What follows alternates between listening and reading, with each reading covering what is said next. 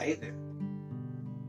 I don't have a name tag on today, but I just wanted to tell you I'm still Tim from Squim, but I'm here at Unity in the Olympics. And I just turned on the microphone and opened the doors and opened the sanctuary doors, and I can feel all those that are present with me today. It's a blessing. Thank you for joining us here today on Facebook for Monday Midday Meditation. So I wanted to start out with sincere gratitude. Last week I did Monday meditation from a different part of the building, and it was from our prayer room. It's where our chaplains get together and they raise our consciousness. They raise our awareness. They raise our consciousness to the good, to the greater that is out there for us by affirming the truth of whatever the thought is on someone's mind that they've placed in the box. So last week I was thinking of what a new minister would look like. And one of the things we did on Sunday, a process that we went through, was we affirmed what we believe in and what we were looking for. And after the, for the coming, what I call lesson series that we schedule here at Unity in the Olympics. And afterwards, I had a private conversation with our mentor emeritus, or what we call our minister emeritus. And I said, who would you like to see here? Who are your connections that can give us that higher awareness? Now, we all have connections out there, whether it be music. Thank you, Mark, for being our music for the month. Or whether it be friends or people that we went through ministerial school. We are all in this experience right now together, and we're getting to choose a new way of how we come together in like mind, in consciousness, in being. Whether it be our association with an interfaith group or a university, we all have connections that allows us to bring into this experience, open the door to new possibilities. I am ever so grateful to be part of that experience. And I'm so grateful for all the minds that got together and created a new mindset for us, such as the bills that we have at Unity in the Olympics. And I don't mean those financial responsibilities, but those connections that we have in this process called circulation of life that are resources that we can use to bring us into that higher good.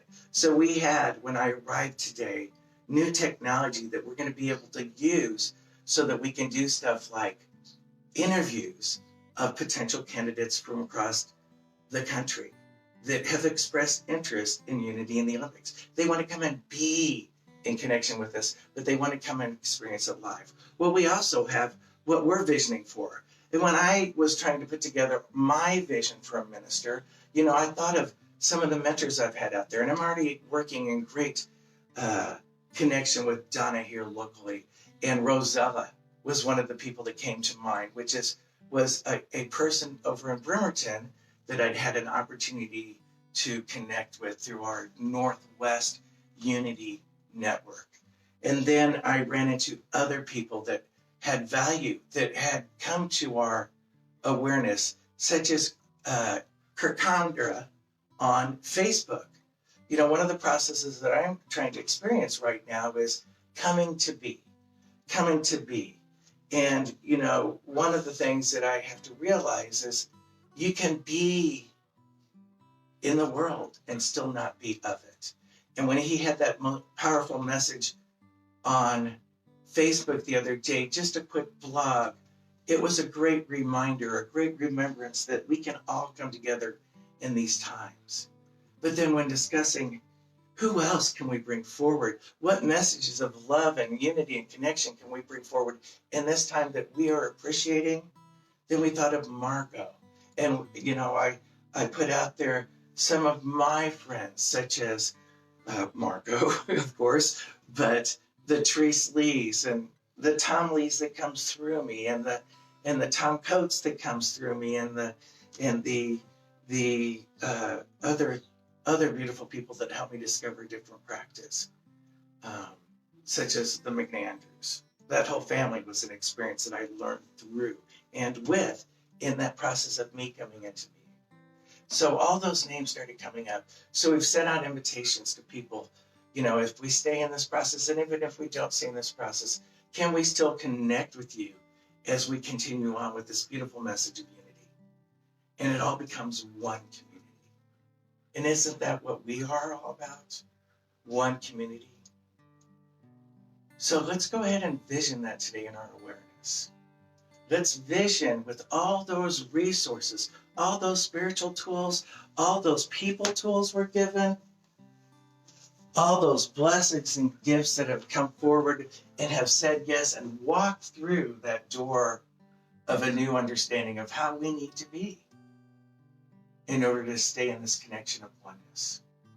So first I'd like to do what I call the daily word. And why I'd like to do the daily word, it helps us set in an attention.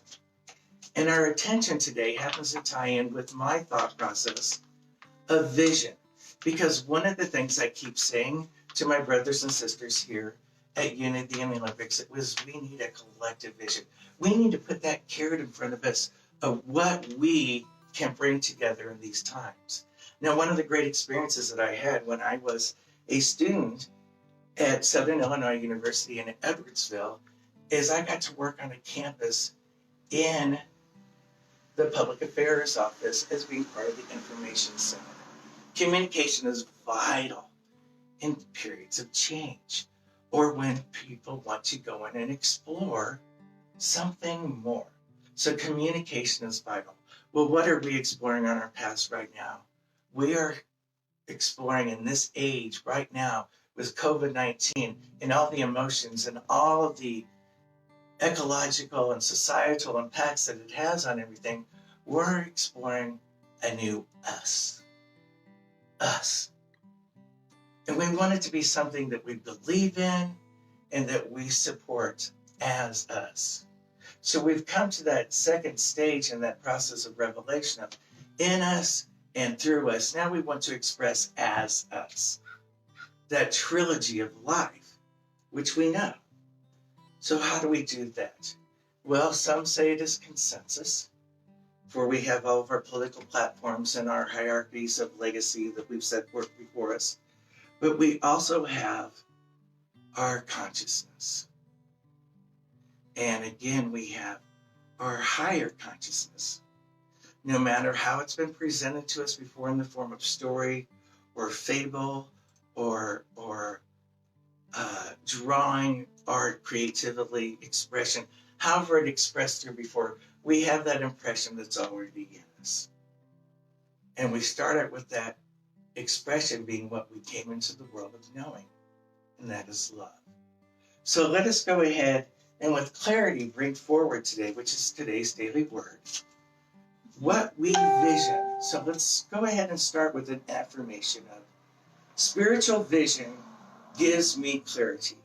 Now, one of the things that I liked about my collective group here is we have a collective consciousness, and we throw out one thing out there as a benchmark. Someone will latch onto it and will bring it forward with a higher understanding.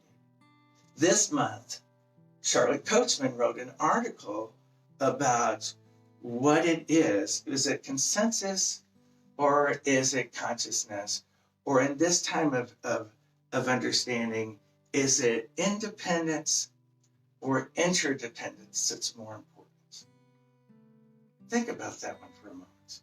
And if you haven't received our newsletter, pick it up on Facebook or at our website, www.unityintheolympics.org. But we ask these questions because we are seeking answers. Not only are we seeking on the outside, but we're seeking on the inside of what is mine to do to be in this world and not of it. I know I certainly am. So let's start out with an affirmation of spiritual vision gives me clarity. Spiritual vision gives me clarity. So I'm going to step out of the picture right now and allow you to walk through the door as I read to you what the daily word says is spiritual vision and clarity. And I'd like you to sit there and, as we say here, contemplate being in the world, but not of it in this time of change.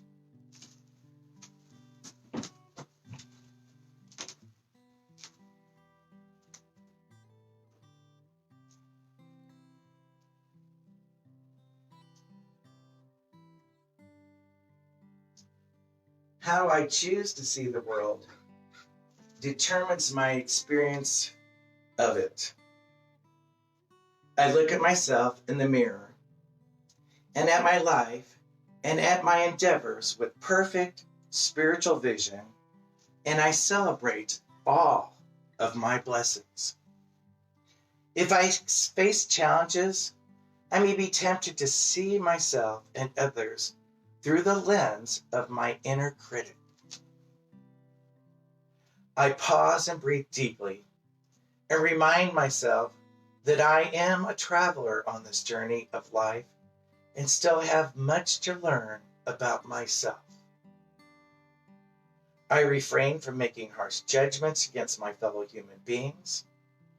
Becoming calm, I take a deeper, kinder, gentler view of myself, my beliefs, my behaviors, and lose the temptation to disparage another.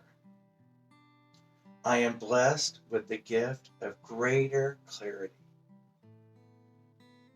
The scripture, Matthew 7:5, says, "First take a log out of your own eye, and then you will see clarity to take that speck out of your neighbor's eye." Think about that. If I remove what blinds me, I can see better to help my brother.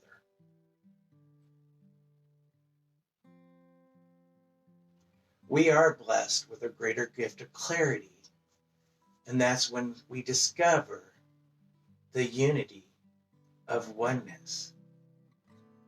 What keeps moving through in this time is as we see others congregate, we think about ourselves and who we want to congregate with, and we see them coming to us, just as we approach them when they're in our physical awareness. Here at Unity, we say namaste. The divine in me greets the divine in you. Realize that divine has a legacy, and that legacy is love. You know, as I move through these periods right now, I constantly have to ask myself, what is mine to do? What is mine to do? With each Monday segment, I have an opportunity to express my higher self. My expression right now of my personal self, which is what it talks about in that judgment, is I became very upset with myself when I came into the awareness of what we're doing at my physical location of one of my positions, and that's as a retail worker. And as a retail worker, we've had to make a lot of last-minute change, just like the rest of the world, so we can accommodate to be in the world, to be in the world, to be in this physical form, carrying on the way we have been. And I'm using that as a past tense, have been. And as things come up, as we pointed out in one of our board meetings, when this all started in March, we have an opportunity to, whatever we say and whatever we do, to move it forward into this universe. And we wanted to, and what our hearts was saying is we wanted to stay open as a church, open to the possibility that, yes, while that we are still looking for a mentor, we realize that we are the church and we are the mentors of each other.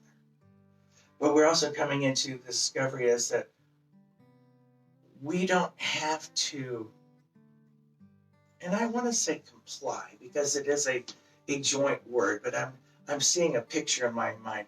We don't have to be in that state of norm anymore. You know, it may be comfortable like Norman Shears, but it's not comfortable for some of the things that are occurring. And we recognize it. We come into the awareness. And what caught me is because I've been focusing so much on that outside awareness, the Georges and everybody else that my heart has gone out to, that I don't look at what is currently around me. And I got upset the other day. I got upset the other day because I saw a child and a dog in a cart caged in that wasn't aware, that didn't understand, that couldn't fathom, because no one brought their legacy into the awareness, or their family or their familia into the understanding that change happened so fast and so sporadically, each one responding with their own fear or their own response mechanism, that we forgot to be that gentler touch of ourselves that I have something for you. And one of them was, because I was no longer at the door and I was running around trying to cover a lot of bases, I saw somebody that I knew, a child, lick a cart. And I thought about the hazard label that I read on the chemical container that we've been feeding those carts with. And I came into the awareness of the burns on my legs and the burns in my eyes and the potentiality of what a message not getting through can do to another. Even if they did not select where they were at the moment. And you know what? I'm going to be very honest. I freaked. And I started questioning, do I want to be in an atmosphere of a place that skips the steps of protecting humanity first? That's a real deep question, because I know who I am. And that is not the I am that I know. So take this opportunity to open new doors. And even though a physical structure may not be the place that we're in right now, know that we all support each other. And with spiritual vision, we see that clarity.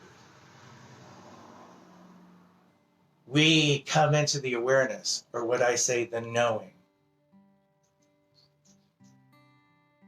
And once we know, do we really want to go back to the way it used to be when we know it can be better? When we discover we can be in this world, but not of it. Thank you once again for everybody answering the call. Thank you for Sweet Spirit for being with us here today. Thank you for taking that emotion we call life and moving it forward into the next right and perfect now moment. And in this silence, hear the universe say, Amen.